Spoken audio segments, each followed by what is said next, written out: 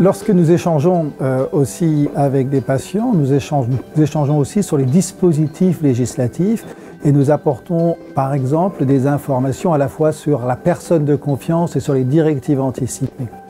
Nous expliquons ainsi que chaque patient peut écrire sur un papier libre ce qu'il souhaite pour le jour où il ne sera plus en capacité de s'exprimer. Ça s'appelle les directives anticipées. Il y a un site sur la Haute Autorité de Santé qui apporte toutes les réponses aux questions que l'on peut avoir sur ce dispositif des directives anticipées. Les directives anticipées, lorsqu'elles sont écrites par le malade, il a plusieurs possibilités pour pouvoir les mettre à disposition. D'abord, il peut les garder sur lui, dans ses papiers. Il peut ensuite les confier à des membres de sa famille, voire à la personne de confiance, et puis aussi il peut l'inscrire sur le DMP, c'est-à-dire en allant sur le site du dossier médical partagé, on peut rédiger ces directives anticipées, c'est-à-dire qu'on peut coucher sur le papier ce que l'on souhaite pour le jour où la maladie est évoluant.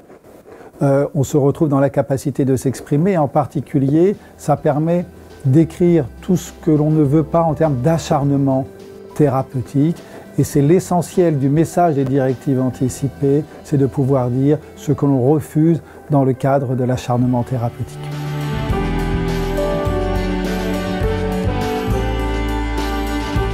Il faut savoir qu'à chaque fois que vous êtes hospitalisé, on va vous demander quelle est votre personne de confiance.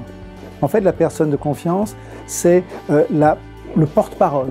C'est la personne qui pourra s'exprimer en mon nom le jour où je ne pourrai plus m'exprimer. Donc c'est prévu par la loi que si un jour je ne puisse pas m'exprimer, quelles que soient les conditions, que ce soit lié à la fibrose ou à un accident, le médecin va aller voir si j'ai écrit des directives anticipées, c'est-à-dire si j'ai donné des consignes écrites sur les conditions de prise en charge de ma fin de vie, ou si j'ai désigné une personne de confiance qui serait mon porte-parole.